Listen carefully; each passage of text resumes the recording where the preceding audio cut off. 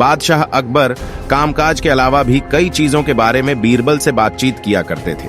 ऐसे ही बैठे बैठे एक दिन बादशाह ने बीरबल से पूछा कि इस दुनिया में सबसे बड़ा हथियार तुम्हारे हिसाब से कौन सा होता है।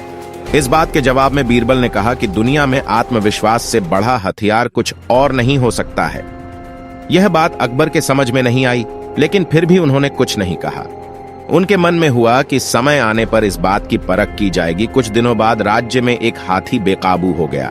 पता करने पर समझ आया कि वो पागल हो गया है। उसे कर्मचारियों ने जंजीरों से जकड़ लिया था। इसकी खबर जैसे ही बादशाह को पहुंची तो उन्होंने सीधे महावत से कहा कि जब भी तुम्हें बीरबल आता दिखे तो हाथी की जंजीरों को खोल देना। यह सुनकर महावत हैरान हो गया, लेकिन बादशाह का आदेश था, इसलिए सिर झुकाकर चला गया। अब अकबर ने बीरबल को महावत के पास जाने के लिए कहा। महावत ने भी बादशाह के आदेश का पालन करते हुए बीरबल को आते देख हाथी को जंजीरों से खोल दिया। बीरबल को इस बात की खबर नहीं थी, इसलिए वो आराम से चल रहे थे। तभी उनकी नजर चिंघाड़ते हुए हाथी पर पड़ी। जैसे ही उन्होंने देखा कि हाथी उनकी ही तरफ आ रहा है, वो कुछ समझ नहीं पाए।